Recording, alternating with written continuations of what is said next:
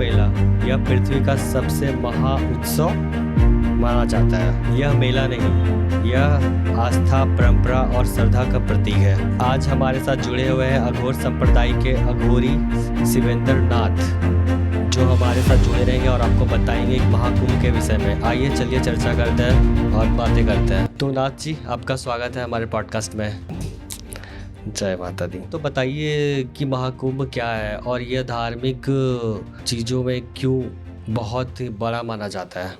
महाकुंभ आपका इस सृष्टि के सबसे बड़े उत्सव में एक महाउत्सव है। ये कुंभ नहीं है, ये महाकुंभ है। नागा साधुओं का उत्सव है।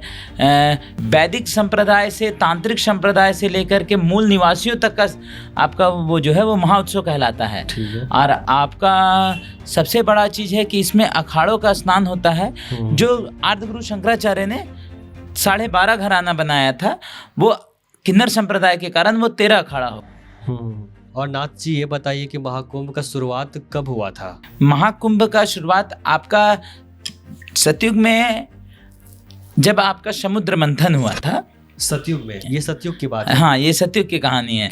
ये सबसे बड़ी चीज़ है ना कि इसमें एक ऐसा समय आया कि ऋषि दुर्वासा के द्वारा श्राप दे दिया गया। इंद्र के कुछ मतलब थे वो कर्म।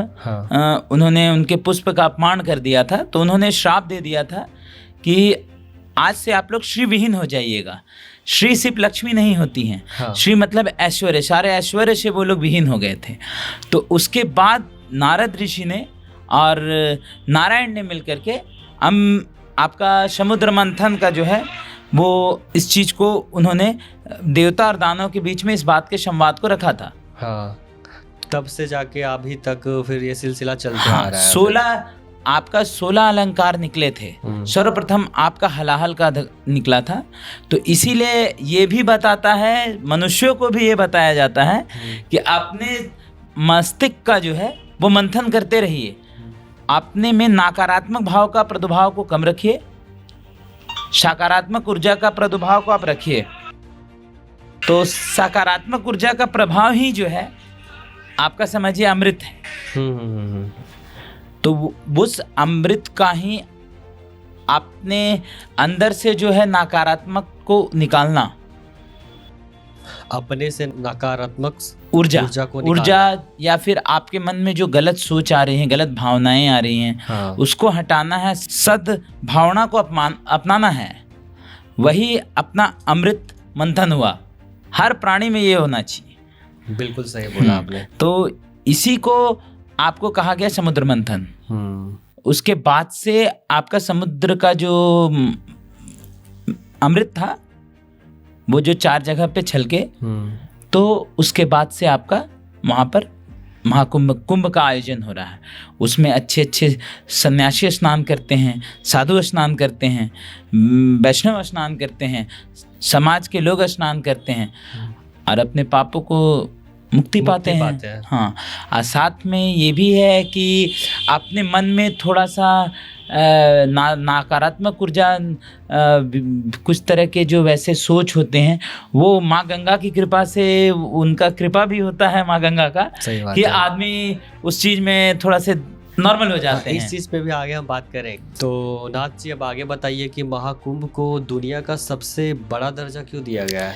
ये उत्सव इसलिए सबसे बड़ा दिया गया है क्योंकि ये सर्वप्रथम महाउत्सव रहा है।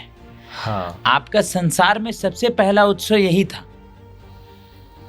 आज भी आपके इस उत्सव में त्रिदेवियां, उसके बाद आपका जो 33 कोटि, हाँ, 33 कोटि मतलब 33 उच्च कोटि के देवता। आप 33 कोटि देवी देवताओं को एक्सप्लेन कर सकते हैं। यस जी, बताइए इसके बारे में फिर। उसमें 11 रुद्र रहते हैं। 12 आदित्य हुए, 8 वसु हुए, 2 अश्वनी कुमार हुए। ये मिलाकर के हुए 33 कोटि उच्च कोटि के देवी देवता। इसमें ये त्रिदेवी और त्रिदेवियां, त्रिदेवताएं इसमें नहीं आती, वो तो मूल कोटि के देवी देवता हैं। पंच देवता आपके मूल कोटि के देवी देवता हैं। तो वो भी इस संगम में पहले के जो शाही स्नान होती हैं उसमें बीच आपके कुंभ के बीच में उनका स्नान होता है। अच्छा नाथ जी, अब ये बताइए, कुंभ 12 साल में क्यों आता है और महाकुंभ 144 साल में क्यों आता है? महाकुंभ आपका 144 साल में इसलिए आता है क्योंकि जब तक 42 बार कुंभ नहीं होगा, हाँ। सब जगह मिला के, अच्छा। तब तक प्रयागराज का कुंभ नहीं आता है। तो उस समय वो महाकुंभ हो जाता है। उसी समय अमृत का प्रादुर्भाव हुआ था। अच्छा। इसीलिए उसके बाद आपका उज्जैन में आपका जो है शिप्रा तट पे हाँ। महाकुंभ का आयोजन होता है। उसके बाद आपका ये भी नासिक में भी आपका प्रादुर्भाव है, तो वहाँ पर भी महाकुंभ होता है। उसके बाद आपका हरिद्वार में भी महाकुंभ होता है। और फिर अब अभी प्रयागराज मूल जगह बताया गया है, समझे ना। प्रयागराज, हरिद्वार, उज्जैन और नासिक को ही कुंभ मेला के लिए क्यों चुना गया था? क्योंकि अमृत का प्रादुर्भाव वहीं गिरा था। धन्वंतरी ऋषि के द्वारा असुरों के द्वारा दौड़ाया गया था। हाँ। उनको अमृत छीनने के लिए दौड़ाया गया था इनको। तो वहाँ जहाँ पर उन्होंने, वहाँ जहाँ पे वो लोग जो हैं उन्होंने परेशान किया असुरों ने, वहाँ अमृत का आपका बूंद गिरे हैं। इसीलिए वहाँ पे आपका अमृत जहाँ गिरा वहाँ महाकुंभ का आयोजन होता है। इसीलिए कहा जाता है कि अमृत स्नान कर्माहम करिष्येत्, मैं अमृत से स्नान कर रहा हूँ। आयु विद्या सर्वरोग नाशने हेतु अहम अमृत पानम अहम अमृत स्नानम श्री कुंभेश्वराय नमः, मैं कुंभ में इसलिए स्नान कर रहा हूँ। नाथ जी, हमको ये बताइए कि महाकुंभ में आने वाले श्रद्धालुओं किस तरह से तैयारी करते हैं? वो तो अपने हिसाब से उनका तैयारी रहता है, मगर महाकुंभ में स्नान के लिए आपके हर संप्रदाय से, हर आपके बिरादरी से, वहाँ पर आपका ऊंचे और नीचे का भेद नहीं होता है। ऊंच और नीच का भेदभाव वहाँ पर कहीं नहीं हो सकता है। हाँ, क्या हर तरह के संप्रदाय को वहाँ पे जाने का, हर तरफ से अधिकार सबको है। महाकुंभ में स्नान करने का अधिकार सबसे है, मगर पहले 13 अखाड़ा, हाँ, 13 अखाड़ा का जो स्नान है वो मूलतः है। उसमें सर्वप्रथम आते जूना अखाड़ा। हाँ, जूना अखाड़ा जो है आपका, वो आपका नाथ संप्रदाय के जो साधक हैं, नागा साधु जो जिन्हें कहा गया है, वो उनका हो गया। अब देखिए, आपको बताते हैं 13 अखाड़ा के बारे में। ये 13 अखाड़ा आते हैं। सर्वप्रथम आया जूना अखाड़ा, उसके बाद आता है आपका निरंजनी अखाड़ा, फिर आता है आपका महानिर्वाणी अखाड़ा, फिर आपका आता है अटल अखाड़ा, फिर आता है आपका आवाहन अखाड़ा, फिर आता है आनंद अखाड़ा, फिर आता है आपका पंचअग्नि अखाड़ा, फिर नाथपंथी गोरखनाथ अखाड़ा जो आता है, उसमें 2 साधक स्नान करते हैं। उसमें अघोर अखाड़ा के लोग भी स्नान करते हैं, जो नादी पहनते हैं, जो काले कपड़े के धारी होते हैं। और नाथ संप्रदाय के दूसरे नाथ संप्रदाय जो ऑरेंज कपड़ा के होते हैं, वो दोनों स्नान करते हैं। दोनों नादी के अधिकारी हैं, एक नारायण संप्रदाय से, एक शिव संप्रदाय से। उसके बाद आपका जो आता है वैष्णव अखाड़ा। वैष्णव अखाड़ा आपका ब्राह्मणों से जो दीक्षा विक्षा होता है, वो आगे आपके वैष्णव अखाड़ा में। उदासीन अखाड़ा, पंचायती अखाड़ा जो होता है, निर्मली अखाड़ा, निर्मोहिनी अखाड़ा, ये आपका सबसे लास्ट में स्नान करते हैं। अच्छा, ये आपका पूर्ण मतलब समझिए संकल्प जो है वो जूना अखाड़ा करता है, और पूर्ण आहुति जो है वो आपका निर्मोही अखाड़ा कर देता है। 6 शाही स्नान का। आप शाही स्नान का जिक्र कर ही दिए, तो अब ये बताइए कि शाही स्नान आखिर महत्व क्यों है इतना, और इसका आयोजन कैसे होता है? शाही स्नान जो है वो आपका साधकों के वर्ग का है, जो आपके आदिगुरु शंकराचार्य ने बनाया था। वो जो 12.5 घराना आपको हमने बताया, इन्हें घराना भी बोला जाता है और अखाड़ा भी बोला जाता है। अच्छा। उसके बाद किन्नर संप्रदाय जो आपके आगे कुछ दिन पहले, उनके कारण इनको 13 अखाड़ा कर दिया गया। ऐसे ये 12.5 घराना थे।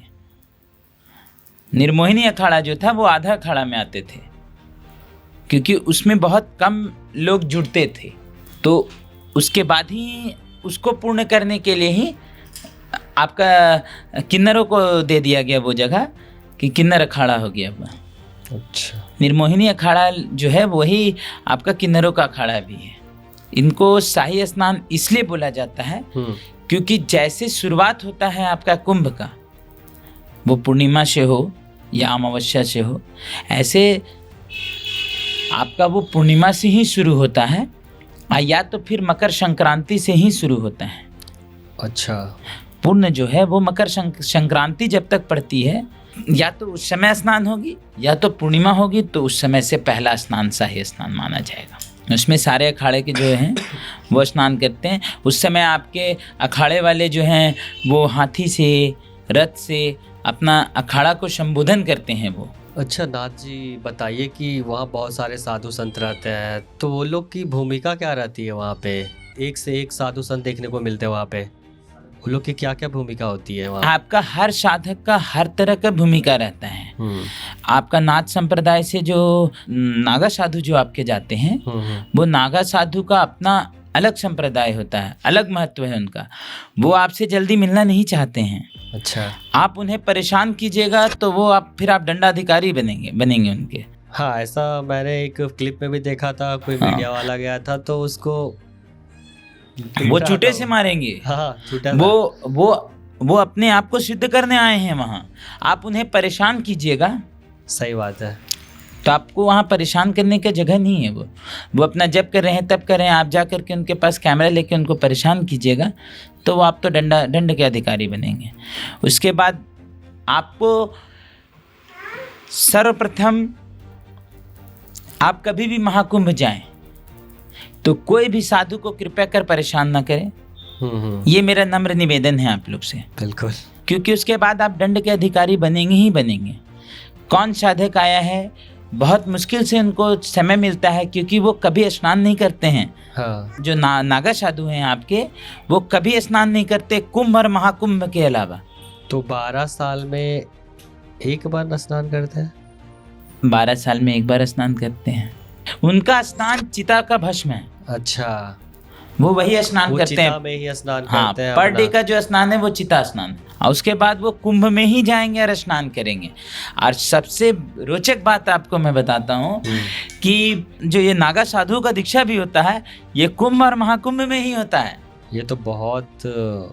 अभी तो आपका इधर ही आप कुछ दिन पहले का दिन देख लीजिए, आपका ये पूर्णिमा बीता, उसके बाद आपका पंचमी के तिथि के दिन 1500 लोगों ने नागा साधु का दीक्षा लिया, अपना खुद का पिंडदान किया। हाँ। नागा साधु बनना एक अपने आप में बहुत बड़ा ये है त्याग, बहुत बड़ा त्याग है। आपको परिवार से विरक्ति लेना है, आपको परिवार के मोह माया से दूर, सबसे विरक्ति लेना, ऊपर से अपने शरीर से भी विरक्ति ले लेना है। हाँ। अपना सारा पिंडदान, अपना 10वां 12वां कर्म तक आपको वहीं कर देना है। उसके बाद आपको दीक्षा मिलेगा। ये है महाकुंभ, ये है कुंभ। नागा साधु होते कौन है और इनकी परंपरा या फिर उनकी भूमिका क्या क्या होती है? नागा साधु जो होते हैं वो सदाशिव को मानते हैं, शिव जी को मानते हैं और काल भैरव जी महाराज को मानते हैं, जो दोनों दिगंबर हैं। शमशान में रहना, शमशान में भोजन करना, निर्जन स्थान में रहना, निर्जन स्थान में भोजन करना। आपको कभी भी, आप कभी देखे हैं कि बाहर बाजार में आप कभी देखे होंगे कि नागा साधु घूम रहे हैं? नहीं, कभी आज तक मैंने तो देखा भी नहीं। हाँ, आप मगर कुंभ में जाइए, आपको पता नहीं चलेगा कि कितने लाखों लाख में आ गए हैं वो। हाँ, वहाँ जाने के बाद बहुत सारे लोग अलग अलग भेष में मिलेंगे।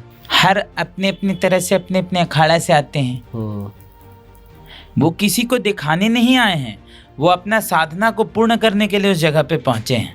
ठीक है, अब कुछ बातें करते हैं। जैसे में महाकुंभ तो बहुत बड़ा उत्सव है, तो इसको सफल बनाने के लिए सरकार क्या क्या व्यवस्था करता है? इस बार तो बहुत अच्छा व्यवस्था किया गया। इस बार लगभग 40 करोड़ लोग से ज्यादा जाने वाले हैं, जा रहे हैं, जा भी रहे हैं, स्नान भी कर रहे हैं। तो इस बार ऐसा व्यवस्था है आपका कि हर एक आदमी पर हर चीज का व्यवस्था को देखा गया है। हाँ, कोई भूल भी जाए तो खोया पाया के पास आपका मिल लेगा। उसके बाद प्रशासनिक इतना अच्छा व्यवस्था है आपका कि अगर कोई बच्चा भी इधर उधर गड़बड़ा गया है या फिर कोई लेडीज या जेंट्स भी इधर उधर गड़बड़ा गए हैं तो उनको सशरीर हाथ से पकड़ के उनको लेके आया गया है। वो जब तक नॉर्मल नहीं हो जा रहे हैं, उनका घर का पता नहीं बता दिया जा रहा है, तब तक बाकायदा उनको घर तक पहुंचाने का व्यवस्था कर दी। एक मेरे मन में ख्याल आ रहा था कि आप ये बताइए कि वहाँ पे जो नागा बाबा साधु लोग होते हैं तो क्या सब जेन्युइन होते हैं? मतलब हाल फिलहाल में मैंने देखा कोई भेष बदल के चले गए हैं। आपको एक बात बताते हैं, जो भेष बदल के जा रहे हैं, हाँ, अगर वो पकड़ा गए तो उन्हें नागा साधु कभी नहीं छोड़ेंगे। मतलब उसकी तो खैर नहीं है। खैर नहीं, उसको जीवन ही नहीं मिलेगा। फिर वो तो नरभक्षी होते हैं। हाँ, अगर वो उन्होंने देख लिया उसका शाम तक वेट करेंगे, उसके बाद वो मिलेगा कि नहीं मिलेगा उसका भी पता नहीं, वो सीधा गायब। हाँ, क्योंकि देखिए, आप अपनी संस्कृति का मजाक नहीं बनाना है। अपने संप्रदाय का अगर लोग मजाक बनाते हैं, हाँ, वो तो हिंदू धर्म की कमी है। सही बात है। क्योंकि देखिए, अपना एक ये बताता है कि नागा साधु जैसा कोई साधु बन ही नहीं सकता है। इसीलिए अखाड़ा में सबसे मूल अखाड़ा जूना अखाड़ा को दिया गया है। आपके सारे के महामंडलेश्वर हैं, हर संप्रदाय के महामंडलेश्वर हैं। आपके काशी विश्वनाथ के महामंडलेश्वर अलग हैं, आपके द्वारिका जी के महामंडलेश्वर अलग हैं। जो नागा साधु त्याग कर देंगे, वो कोई साधक या फिर कोई वैसा कोई त्याग नहीं कर पाता है। कुंभ में सेवादार की चुनौतियाँ क्या क्या रहती है? उनको क्या क्या चीज़ों से गुजरना पड़ता है? मतलब वो लोग कैसे एक दूसरे को हेल्प करते हैं जो वहाँ पे लोग रहते हैं? कोई किसी को कोई खो गया, उसको मतलब अपने स्थान तक पहुँचाना, उसको पर्यावरण को भी ध्यान रखना पड़ता है। वहाँ पे कचरा बहुत सारे होते हैं, तो ये सब चीज़ों से मलमूत्र का भी त्याग कर देते हैं बहुत कोई। हम तो आपका इससे पिछले में हम गए थे 16 में आपका महाकालेश्वर। हाँ, उस समय वहाँ पर भी लगा हुआ था आपका महाकुंभ। अच्छा। वहाँ हमने बहुत अच्छा मज़ा भी लिया। स्नान का वहाँ का भी बहुत अच्छा व्यवस्था रहा था आपका। मतलब शिप्रा घाट आपको गंदगी नहीं दिखता। हर जगह पर छोटे छोटे सुलभ शौचालय द्वारा बनाया गया था कि सबसे अनुरोध किया जा रहा था कि कृपया कर मलमूत्र का त्याग कहीं अनदर जगह ना करें। आपके लिए हर तरह का व्यवस्था बना हुआ है, आप उसको ये करें। और आपके वॉलेंटियर जो होते हैं वहाँ, वो काफ़ी योगदान देते हैं, बहुत योगदान देते हैं। आपका वॉलेंटियर जो है अपना घूमना फिरना छोड़ के हम लोग के लिए लगे रहते हैं। वो लोग आपके सारे वॉलेंटियर उस समय खड़े रहते हैं जब आपका स्नान शुरू होता है। वो सोच लीजिए हम लोग भोजन कर ले रहे हैं, लेकिन वो लोग उनका पैकेट आया हुआ भोजन मैंने देखा। हाँ। आपको मज़ेदार बात बताता हूँ, मेरे सामने उनका पैकेट आया। हाँ। तो वो पैकेट को पीछे रख रहे हैं। अच्छा। पहले बोल रहे हैं नाथ जी नहीं, उनको पहले ये लौट स्नान कर लेगा ना, तो फिर ये मेरे एक साथ एक और है, वो आके खड़े हो जाएंगे तो मैं भोजन करूँगा। तो उनका तो सर दिल से मेरा तो आपको क्या बोले, बहुत बड़ा आभार है उनको कि उनके द्वारा जो सेवा दिया जाता है वो हृदय से, मतलब सेवा में एकदम, मतलब अपने आप को पूरा सेवा का क्या बोलिएगा उसको, मतलब उनके लिए वर्ड नहीं है हमारे पास। बहुत रास्ते में बहुत जगह लोग भंडारा का आयोजन करते हैं। वहाँ के लोग आप जाइएगा तो हम भी हर जगह पे भंडारे का आयोजन रहता है, मगर जो वॉलेंटियर खड़ा रहते हैं उनका योगदान कहीं आपके लिए ये नहीं है। सही बात, गिनती कहीं नहीं है उनका। सही बात कहा आपने। वो लोग काफ़ी स्ट्रगल करते हैं। हम रात्रि निद्रा लेते हैं ना, बिल्कुल, वो रात्रि निद्रा तक छोड़ देते हैं। हाँ, सोचिए वो 1 महीने का रात्रि निद्रा छोड़ देते हैं। 2 या 3 घंटा आप जब दोपहर 3 घंटा ही टाइम मिलता है वो लोग देखिए, क्योंकि गंगा को रात में स्नान करना मना हो जाता है 8 बजे के बाद से। उसके बाद आप देखिएगा ना कुछ वॉलंटियर को तो कुर्सी में ऐसे बैठ के विश्राम कर रहे हैं। लेकिन उसमें विश्राम ही क्या होगा? कोई विश्राम नहीं है, कोई विश्राम नहीं है। मतलब शरीर का जो हरासमेंट है बस उसको वो कम कर ले रहे बस। महाकुंभ में खाने पीने का क्या माहौल रहता है वहाँ पे?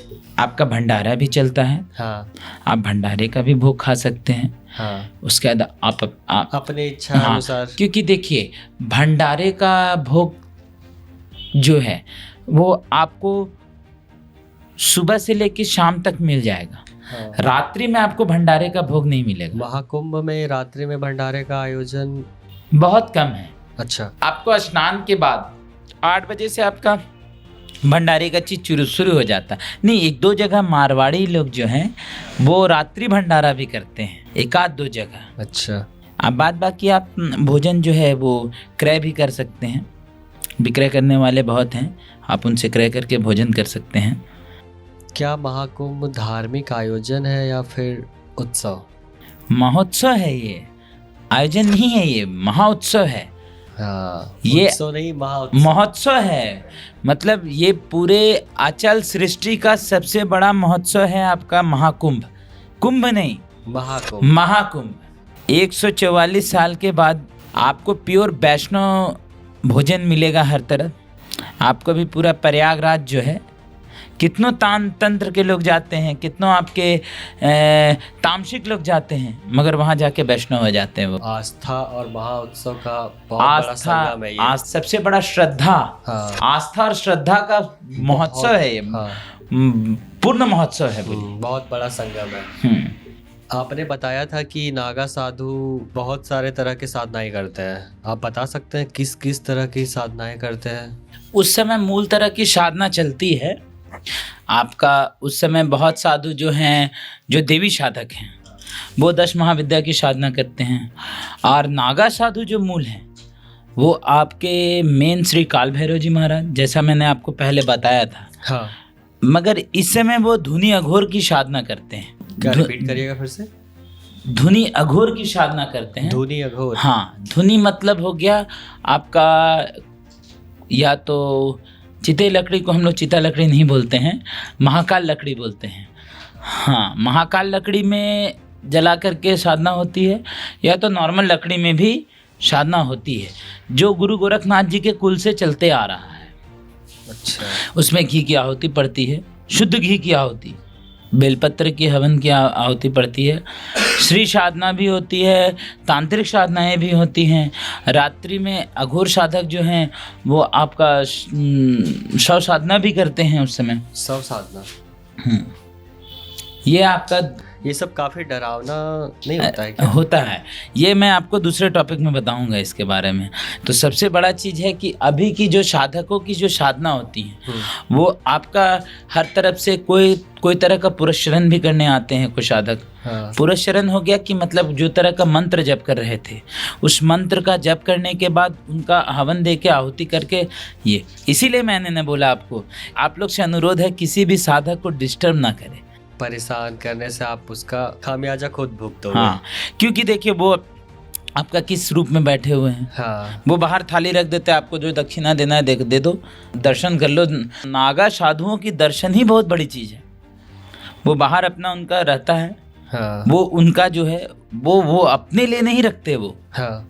वो उनसे जो हवन की सामग्री हो गई, भोग की सामग्री हो गई, या फिर आपका वो उनके जो वो पेय पदार्थ वगैरह जो भी पदार्थ लेते हैं, उनकी जो व्यवस्था हो गई उसके लिए वो रखते हैं। क्योंकि देखिए वो एक ही बार आपसे लेने आते हैं। सही बात है। बार बार वो आपको कहीं नहीं मिलेंगे। और अगर आपको बाहर दिखते हैं जो बोलते हैं अपने आप को कि मैं अघोरी हूँ, वो हूँ, ये वो सब जितने हैं वो आपका जो सपेरे कुल के नहीं होते हैं।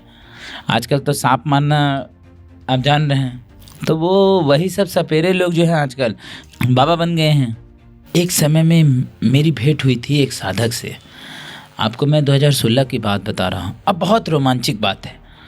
एक साधक बैठे हुए थे आपके धुनी पे। अच्छा। समझे? अब वो लगातार बैठे हुए हैं 24 घंटे तक। मैं भी वहीं था। 24 घंटे तक? एकदम उठे भी नहीं वो साधक, उठे भी नहीं वो साधक। क्योंकि मैंने उनको खुद 3 दिन तक बैठे देखा। 3 दिन 72 घंटे? हाँ, उनको मैंने खुद बैठे देखा, क्योंकि मैं पूरे परिवार के साथ गया था। और वो बहुत बुजुर्ग साधक थे आपके, मुड़िया साधु थे वो। मुड़िया? हाँ, मुड़िया साधु उनको बोला जाता है। हाँ। किनाराम अघोरी अखाड़ा से होते वो अघोरी। अच्छा। अब वो 3 दिन से बैठे हैं, उन्होंने अपने से एक अन्न भी नहीं खाया। साधना में बैठे हैं सो बैठे हैं, विलीन है सो विलीन है। मैं जाता था उनके पास पर डे कि थोड़ा सा बात करेंगे, क्योंकि थोड़ा सा मुझे किनाराम कुल से थोड़ा सा अट्रैक्टेड हैं हम वहाँ से, अच्छा। क्योंकि हमारे जो मंदिर है शमशान काली मंदिर, तो वो उस अखाड़ा से रह चुका है एक बार। तो मैं गया उनके पास, मैं बहुत देर उनका वेट किया कि मुझे उनसे थोड़ा सा बहुत बातचीत होगी या फिर आपका उनसे भेंट करने का हमको मौका मिलेगा। तो मैंने 3 दिन उनके पास गया, 3 दिन में उनके पास से वापस आया। मुझे निकलना था उसके दूसरे दिन, तो मैंने सोचा कि एक बार मिल लेते हैं साधु जी, अगर महाराज से ज़रा सा बातचीत हो जाए। हाँ। तो मैं उनके पास सुबह 7:30 बजे गया।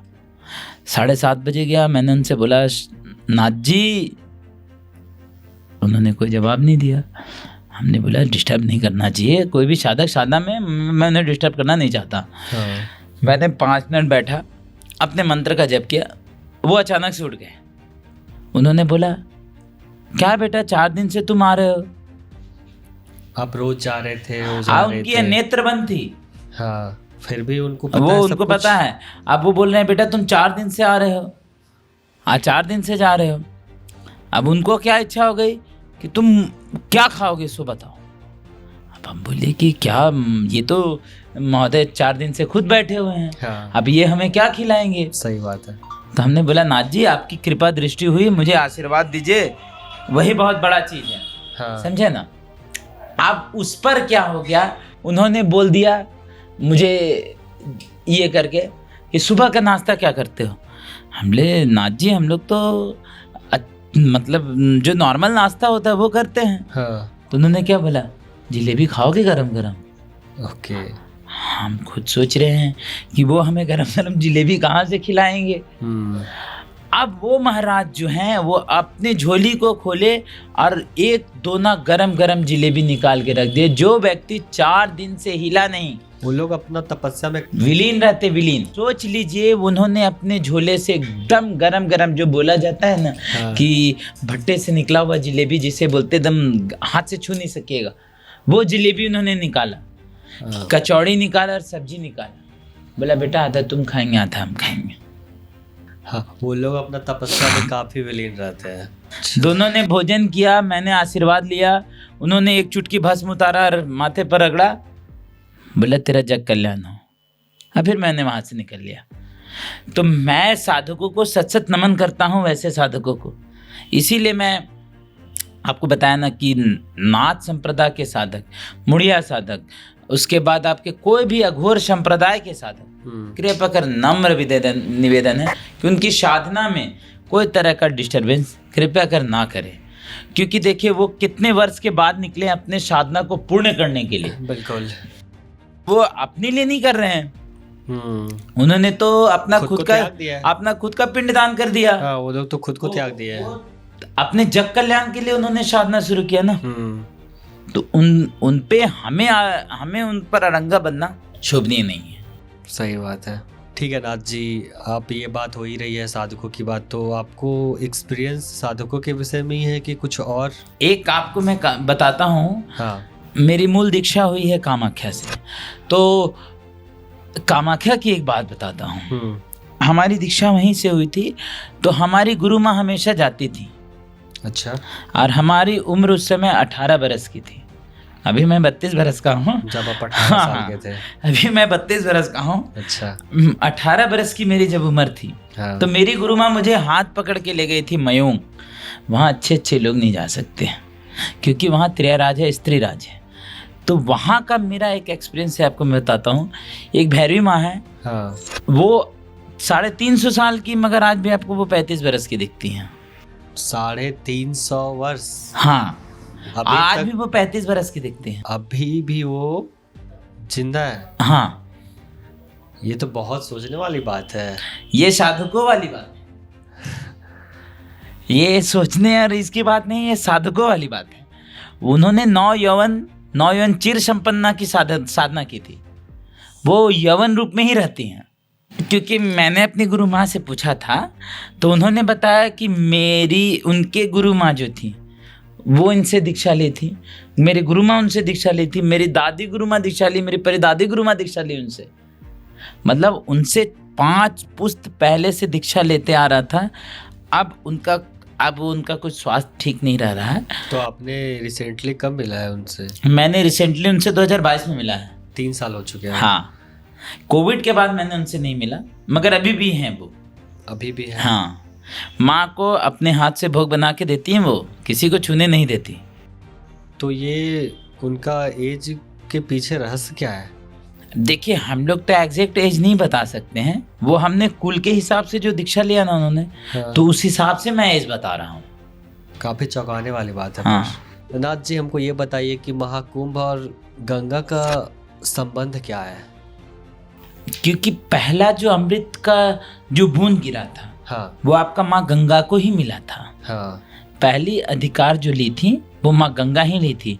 अब पूर्ण अधिक 4 बूंद छलका आपका गंगा, अमृत का 4 बूंद छलका गंगा। हाँ। उसके बाद 3 बूंद छलका आपका शिप्रा। अच्छा। गोदावरी 2 बूंद, जो आपका नासिक। अब गंगा को गंगा माँ क्यों बोला जाता है? क्योंकि वो माँ हैं। पहले आप इसमें देवी रहस्य में जाइए। हाँ। देवी रहस्य के हिसाब से गंगा जो हुई वो माता पार्वती की बहन हुई, तो बड़ी बहन हुई उनकी, तो श्री जगदम्बा हुई। वो भी जगदम्बा, ये भी जगदम्बा। उसके बाद उन्होंने शिव के जटा पर धारण किया। अच्छा। शिव जी ने उनको अपने जटा पे धारण किया, वो जटा पर ही, आज जटा से वो निकली। जटा से जो निकला था। तो देवी का प्रादुर्भाव तो उसी समय हो गया। जो देवों के देव महादेव हैं, उनके जटा पर वो विराजती हैं, तो देवी मूल देवी में आ गई वो। हाँ। कुछ ऐसे महाकुंभ के विषय में बता सकते हैं आप जो काफी यादगार पल हो? यादगार तो पल आपका यही है, महाकुंभ है ये। हाँ, ये तो 144 1800 2 पीढ़ी गुजरती है तब जाके हम लोग को ये महाकुंभ मिलती है। ये 1852 में हुई थी। हाँ।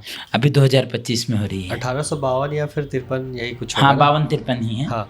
मेन 52 ही बताया जाता है। हाँ। पौष मास उस समय थोड़ा सा आपका नजदीक में पड़ गई थी, इसीलिए। नाथ जी, ये डिजिटल जमाने में महाकुंभ को कैसे बदल दिया है लोग? देखिए, डिजिटल जमाने में आपका क्या हो रहा है कि अब लाइव दर्शन हो रहा है। आपको लाइव दर्शन कर पा रहे हैं। आपके हर अखाड़ा का स्नान आप देख पा रहे हैं। बिल्कुल बिल्कुल। जूना अखाड़ा में कैसे स्नान किया गया। ऊपर से आप तो आपका ये रील्स वगैरह आ गए हैं, काफी सारे। हाँ, सोशल मीडिया में, तो उसके वजह से तो अब तो आपका हर पर डे का जो प्रचार है, अपडेट हमेशा पर डे, पर मिनट, पर सेकेंड का अपडेट है। यही तो एक डिजिटल, ये बहुत बड़ा चीज है। देखिए, क्योंकि कुंभ जो है, पहले तो आदमी को नसीब नहीं होता था। हाँ। दर्शन, गंगा का दर्शन ही बहुत बड़ा चीज है। सही बात है। पहले वाले लोग को तो उतने अच्छे से पता भी नहीं है इस बारे में। लोग अब अपडेटेड रहते हैं सोशल मीडिया के थ्रू, डिजिटल जमाना। अब आपका देखिए, पहले से ज्यादा लोग स्नान करने भी जा रहे हैं। सही बात है। आपका 1853 में अभी हमारे कितने लोग स्नान कर रहे हैं? 40 लाख से लेकर के पर डे का स्नान बता रहे हैं। हाँ, पर डे का। जब हमको लगता है इस महाकुंभ में 40 करोड़ लोग से ज्यादा लोग पर डे भी 40 लाख से 50 लाख लोग स्नान कर रहे हैं। सही बात है। शाही स्नान में, शाही स्नान, नॉर्मल स्नान में आपका पर डे 10,000 12,000 10,000 12,000 आदमी स्नान कर रहे हैं, समझे?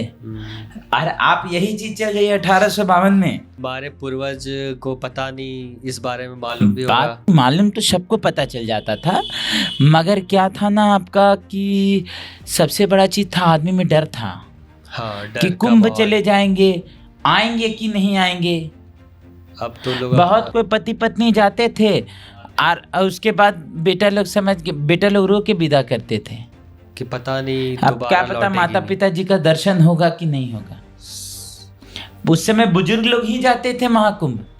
हाँ। अब तो आप देखिए ना, बच्चा लेकर के आदमी पहुंचे हुए महास्नान करने के लिए। अब काफी सिक्योर भी हो गया है ना, सफर भी सिक्योर है, भोजन भी आपको पूर्णतः अवेलेबल है वहाँ, व्यवस्था आपको पूरी मिल रही है। अच्छा। सर्वप्रथम यहाँ पर तो श्री का वास हो जाता है ना, क्योंकि नारायण जो है वो अमृत के स्वरूप में है, तो श्री का वास हो जाता है, तो आपको लक्ष्मी का कोई तरह का दिक्कत वहाँ नहीं रहता है। हाँ। दूसरा चीज, आपका स्नान जो है, स्नान नहीं है।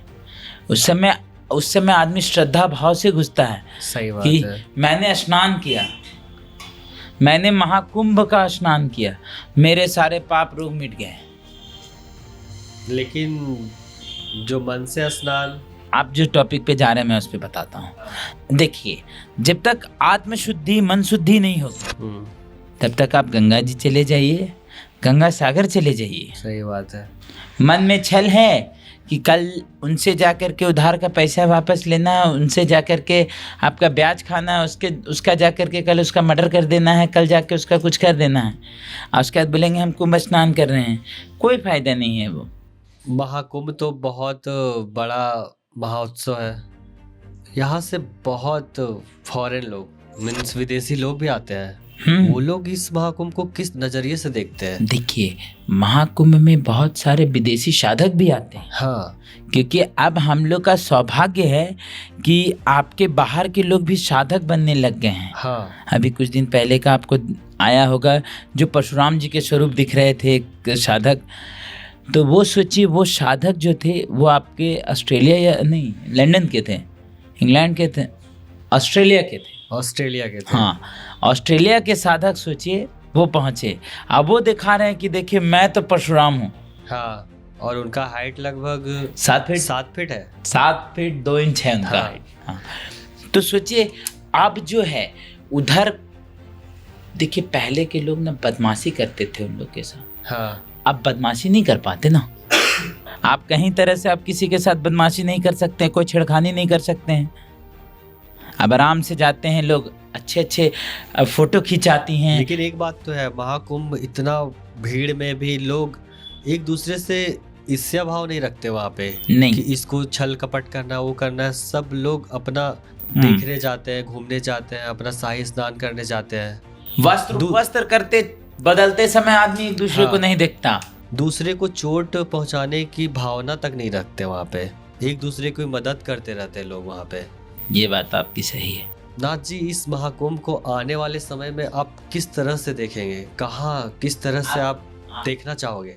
हम तो इसको विश्व स्तरीय देखना चाहते हैं। हाँ, क्योंकि देखिए ये तो विश्व स्तरीय है ही, लेकिन मगर हम देखिए हमारे जैसे जितने भी साधक हैं वो चाहते हैं कि इस उत्सव में लोग दूर दूर से आएं, दुनिया के हर कोने से लोग आएं। क्योंकि देखिए आपके सारे देवी देवता जो हैं इस जगह पर स्नान करते हैं। तो हम खुद चाहते हैं कि सब आएं, अपना हर तरह का इसमें विकारों को मिटाएं, अपना शरीर का मंथन करें, आत्मा का मंथन करें। मेरा मूल संदेश तो यही है। बिल्कुल। कुंभ जाना बड़ा चीज नहीं है, पहले आप अपने आत्मा के अंदर कुंभ को डालिए। महाकुंभ से हम क्या सीख सकते हैं? महाकुंभ से हम बहुत बड़ा चीज सीख सकते हैं। जाति भेद मिटाओ। सही बात है। जाति भेद मिटाइए। ये वैश्य है, ये ब्राह्मण है, ये ST SC है, ये जनरल है, ये है, ये तो होना ही नहीं चाहिए। हिंदू सनातनी एक हैं। आज हमारा देश यही चीज़ से बट रहा है। हमारा हर उत्सव में आप देखिए, ये तो महोत्सव है, हर उत्सव में आपके साथ ऐसा हो जाता है। वहाँ पर जब भंडारा में नहीं मिलता है ना भोजन, तो 2 व्यक्ति एक साथ भोजन करते हैं। अब उसमें कौन शूद्र है, उसमें कौन ब्राह्मण है, आप बता सकते हैं? बिल्कुल नहीं बता सकते हैं। उसमें पेट की अग्नि रहती है, उस समय ब्राह्मण नहीं समझ में आता, उस समय शूद्र समझ में नहीं आता। जूना अखाड़ा ऐसे भी आपका बोलता है। महाकुंभ का अनुभव हर किसी को क्यों लेना चाहिए?